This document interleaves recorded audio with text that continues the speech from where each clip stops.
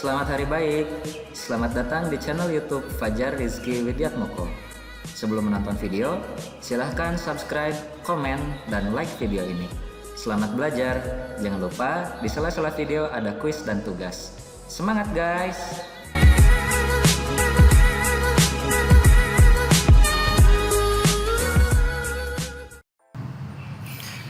Bismillahirrahmanirrahim. Assalamualaikum warahmatullahi wabarakatuh. Selamat hari baik untuk teman-teman yang menempuh mata kuliah Bahasa Indonesia kelas P3. Baik, hari ini setelah pekan UTS, teman-teman memasuki lagi materi selanjutnya, yaitu tentang menjelajah dunia pustaka. Ya. Oke, jadi di pertemuan sebelumnya sudah saya sampaikan tentang macam-macam teks akademik, ada artikel ilmiah atau makalah, ada jurnal dan paper, ada proposal, ada laporan penelitian. Nah, khusus hari ini kita akan membahas tentang bagaimana caranya membuat daftar pustaka. Karena ternyata yang namanya daftar pustaka itu sumbernya tidak hanya dari satu tipe saja. Ada yang dari internet, ada yang dari buku, ada yang dari makalah, ada yang dari jurnal, ada yang dari proceeding, dan masih banyak lagi. Nah, kemarin di pertemuan sebelumnya yang baru saya sampaikan adalah bagaimana caranya membuat daftar pustaka dari jurnal. Kebetulan saya sampaikan terlebih dahulu tentang bagaimana cara membuat daftar pustaka dari jurnal itu karena banyak sekali penulisan ilmiah yang menggunakan jurnal.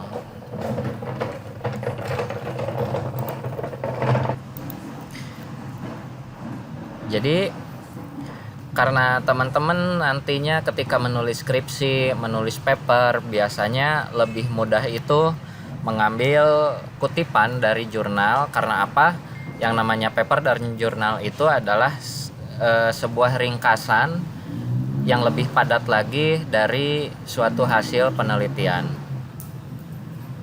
Nah, jadi daftar pustaka itu pertama itu ya sebagai daftar identitas pustaka yang dikutip dan disitir dalam suatu teks akademik. Kemudian setiap tipe teks akademik mempunyai format penulisan yang berbeda. Salah satu bentuk etika menulis yang diterapkan untuk mengetahui pengarang aslinya. Jadi ketika teman-teman mengutip dalam tulisan teman-teman yang menuliskan misalnya bahwa butterfly are really dumb, atau yang artinya kupu-kupu itu sangat bodoh gitu. Itu kata siapa sih gitu. Nah, teman-teman wajib menuliskannya di situ. Misalnya di waktu kuliah sebelumnya saya menyampaikan bahwa butterfly are really dumb ditulis oleh Smith tahun 1977, yang maknanya kupu-kupu itu tidak bisa membedakan mana bunga asli dan mana bunga yang palsu. Nah, sekaligus juga ketika teman-teman nanti sudah menjadi peneliti atau sudah menjadi penemu gitu, ketika hasil karya teman-teman akan dikutip oleh peneliti lainnya, maka itu adalah salah satu cara untuk meningkatkan nilai dari impact factor, atau yang artinya itu seberapa berpengaruh hasil penelitian teman-teman ketika setelah dipublikasikan. Nah, pertama kita bahas dulu menulis referensi dari buku. Ini adalah salah satu buku favorit saya, ditulis oleh Pak Bronto Sutikno tahun 2013. Ya, isi bukunya judulnya tentang geologi gunung api purba. Dipublish oleh Badan Geologi di Kota Bandung, ya. Jadi sejauh ini dari SMA sampai sekarang daftar pustaka untuk buku tidak banyak berubah.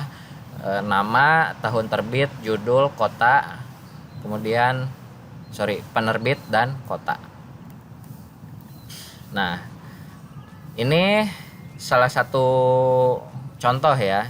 Ini saya comot dari buku Google Books ya. Nah, ada buku yang berjudul Survei Rekayasa Konstruksi ya. Nah, di sini hak ciptanya Rinto Sasongko ya. Kemudian diterbitkan oleh Polynema Press. pada tahun 2018 ya. Nah, maka ini adalah contoh dari daftar pustakanya. Sasongko R 2018, kemudian judul, survei rekayasa konstruksi, kota penerbitan dan penerbit. Kemudian dari jurnal ya yang sebelumnya sudah saya sampaikan ke teman-teman, ini ada salah satu contoh paper ya yang ditulis oleh Ferguson dan Gleason tahun 2012. Judulnya tentang Vulnerability of Coastal Aquifer to Groundwater Use and Climate Change. Nama jurnalnya Nature Climate Change di halaman 342 sampai 345. By the way, sebelumnya kan saya sudah sampaikan ke teman-teman bagaimana cara membuat daftar pustaka secara otomatis, dan itu sangat mudah sekali ya. Tapi pada hari ini banyak sekali format daftar pustaka yang berbeda-beda ya. Ada APA atau APA, kemudian IEEE atau IEEE ya. Kemudian banyak lagi ya. Dan itu sebenarnya nanti teman-teman mengikuti format penulisan daftar pustaka itu ketika mau publish di jurnal apa. Nah, ketika teman-teman misalnya memilih jurnal IPTEK gitu, nanti di dalam jurnal IPTEK sendiri ada yang namanya paper guideline. Di dalam paper guideline itu teman-teman bisa tahu tipe daftar pustaka apa yang diminta oleh jurnal IPTEK. Atau jurnal lainnya pasti mempunyai paper guideline-nya masing-masing. Nah, ini ada salah satu contoh jurnal ya. Judulnya tentang penerapan bambu sebagai tulangan dalam struktur rangka batang beton bertulang, yang ditulis oleh Teddy Wonlele, Sri Murni Dewi, Siti Nurlina ya. Nama jurnalnya Jurnal Rekayasa Sipil, volume 7 nomor 1 tahun 2013.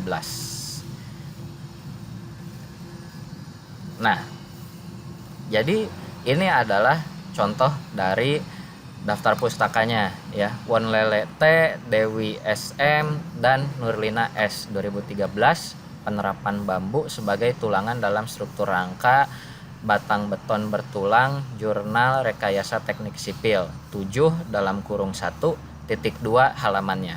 Kebetulan ini saya salah menulis ya, harusnya ini nomor ISSN. Kemudian menulis referensi dari sumber internet. Nah, banyak sekali terutama tentang berita ya. Kadang kita menulis paper itu membutuhkan yang namanya berita ya. Jadi misalnya isu lingkungan gitu. Nah, yang mengangkat isu lingkungan biasanya adalah berita. Maka teman-teman ketika membuat sebuah pendahuluan yang baik itu adalah didukung dari permasalahan yang muncul di masyarakat. Berikut faktanya, dan faktanya adalah berita itu sendiri. Nah, ketika teman-teman mau mengutip berita itu, ini contoh contoh formatnya. Ada nama, tanggal terbit, judul, kemudian diakses dari titik 2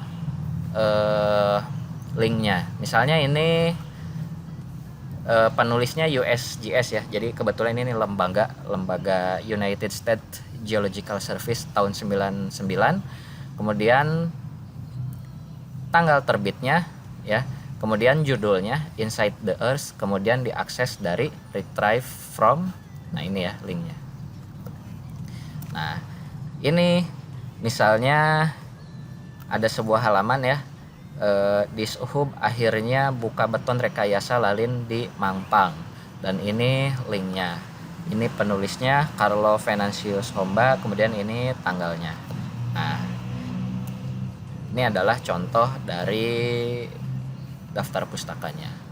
Homba CV, kemudian tanggal 19/05/2018, judulnya Dishub akhirnya buka beton rekayasa lalin di Mampang.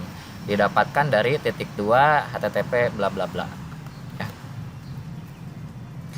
Nah, kemudian dari semua yang teman-teman referensikan itu maka akan disajikan ke dalam sebuah paragraf ya. Nah, misalnya ini ya, dari 3 dari 3 slide sebelumnya itu saya ngasih ke teman-teman tentang jurnal buku ini, kemudian buku ini, kemudian jurnal ini, dan internet sumber yang ini. Nah, maka saya membuatnya ke dalam sebuah paragraf yang mana dari kalimat satu ke kalimat yang lainnya itu saling mendukung, dan sebaiknya yang bagus itu mempunyai pola, bisa dari umum ke khusus atau dari khusus ke umum, ya. Kemudian setelah teks tersebut dikasih daftar pustakanya. Nah, ini daftar pustakanya ya. Jadi kalau tipenya seperti ini, maka yang diurutkan itu berdasarkan abjad ya, A B C D E F G. Nah, berdasarkan abjad. Tapi untuk format paper lainnya, misalnya IEEE itu menggunakan penomoran. Jadi sumber yang mana yang dahulu dipakai di teks itu, maka itu yang menjadi daftar pustaka nomor awalnya. Ya. Nah, selanjutnya tugas untuk teman-teman sebagai pengganti kehadiran. Di sini saya ada 3 referensi ya. Referensi dari berita, kemudian referensi dari paper, kemudian referensi dari buku ya. Nah, tugasnya adalah teman-teman membuat satu paragraf dengan mengkutip dari ketiga sumber tersebut. Kurang lebih ini ketiga sumber ini teman-teman disajikan dalam satu paragraf ini, kemudian dibuat daftar pustaka di bawahnya. Ya. Oke, jadi dari tugasnya itu, nah ini ya. Nanti saya publish pada jam 2.20. Nah, formatnya jangan lupa NPM nama M7 ya. Dikerjakan hingga paling lambat 5 Mei pukul 11.59 malam. Ya. Oke. Saya kira sekian untuk kuliah bahasa Indonesia hari ini. Teman-teman tetap di rumah, jaga kebugaran dengan berolahraga dan kesehatan dengan cara mengkonsumsi makanan yang bergizi. Kemudian manfaatkan quality time bersama keluarga teman-teman di rumah masing-masing. Semoga Ramadan di bulan ini membawa kesembuhan massal untuk seluruh masyarakat dunia. Amin ya robbal alamin. Kuliah saya akhiri. Terima kasih. Mohon maaf lahir dan batin. Wassalamualaikum warahmatullahi wabarakatuh.